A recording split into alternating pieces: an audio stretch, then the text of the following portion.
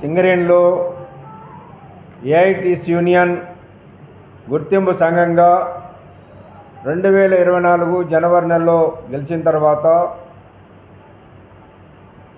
INTUC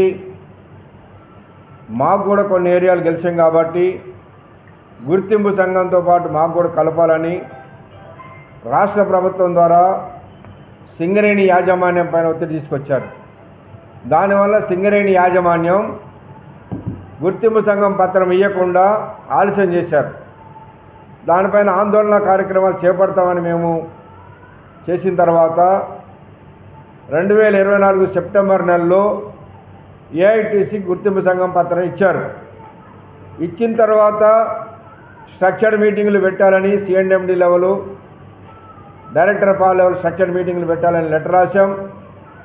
chairman లెవెల్లో ఒకసారి, director పరిధిలో 2 సార్లు స్ట్రక్చర్డ్ మీటింగులు పెట్టడం జరిగింది. సింగరేణిలో గత 5-6 సంవత్సరాలుగా స్ట్రక్చర్ మీటింగులే జరగలేదు గుర్తింపు సంఘం ఉన్నప్పటికీ కూడా.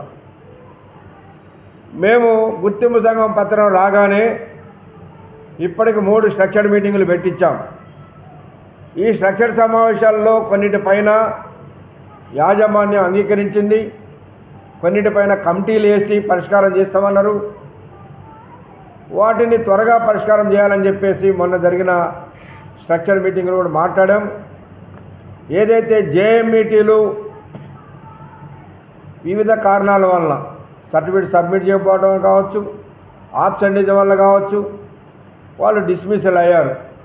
వాళ్ళందరినీ కూడా మళ్ళీ జేఎంఈటీలుగా తీసుకోవాలని ఒప్పించాం. దానిపైన మొన్న 24వ తారీఖు నాడు ఆర్ఎల్సీ దగ్గర ట్రైపార్టైట్ అగ్రిమెంట్ కూడా చేయించాం. అట్లనే వేరే కార్మికులు ఆబ్సెంటేజ్ వల్ల డిస్మిస్ అయినటువంటి వాళ్ళకు కూడా అందరికీ ఒక అవకాశం కలిగించాలని చెప్పాం.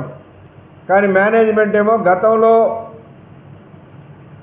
డిస్మిస్ అయినప్పటి నుంచి వెనక్కి 3 సంవత్సరాల కాలంలో ఏదైనా 2 సంవత్సరాలలో 100 మాస్టర్లు ఉంటేనే, 45 సంవత్సరాల వయసు లోపల ఉంటేనే ఉద్యోగాలు ఇస్తామని గతంలో చేశాం. దాన్ని పరిధి తప్పి మాట్లాడమన్నారు.